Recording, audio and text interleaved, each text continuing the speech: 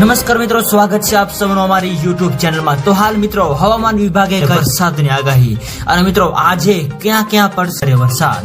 તો મિત્રો વરસાદ તેમજ વાવાઝોડાને લગતી તમામ નવી અપડેટ માટે અમારી ચેનલની અંદર જે પણ મિત્રો નવા છે સબસ્ક્રાઇબ નથી કરી તો સબસ્ક્રાઇબ કરી લેજો અને મિત્રો વિડીયો ગમે તો વિડીયોને લાઈક કરો, શેર કરો અને કોમેન્ટ કરો।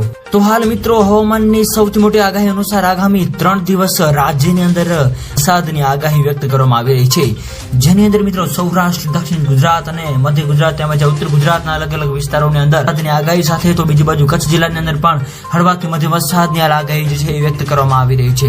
આ સાથે સાથે બીજી બાજુ મિત્રો હવે નક્ષત્રોની અંદર પણ મિત્રો ભારે વરસાદની આગાહી વ્યક્ત કરવામાં આવી રહી છે। તો હાલ મિત્રો વરસાદની આપણે જો વાત કરીએ તો ભાવનગર, ભરૂચ, સુરત તેમજ અમરેલી, બોટાદ, નર્મદા, છોટાઉદેપુર વગેરે વિસ્તારો તેમજ જુનાગઢ, રાજકોટ, પોરબંદર, ગીર સોમનાથ વગેરે વિસ્તારોની અંદર મિત્રો હળવાથી મધ્યમ વરસાદની પણ આગાહી વ્યક્ત કરવામાં આવી રહી છે। આ ઉપરાંત મિત્રો અરબી સમુદ્રની અંદર તેમજ બંગાળની ખાડીની અંદર મિત્રો નવી લો પ્રેશર સિસ્ટમ પણ બનવા જઈ રહી છે, જેની મિત્રો સંપૂર્ણ નવી અપડેટ જે આપતી જશે એમાં અમે તમને જણાવતા રહીશું। તો મિત્રો હાલની જો આપણે વાત કરીએ તો ગુજરાત રાજ્યની અંદર હવે આગામી 5 દિવસ સુધી છે, એવામાં મિત્રો ચોમાસું 2025 ની શરૂઆત થઈ જાય એવું હાલ અનુમાન લગાવવામાં આવી રહ્યું છે।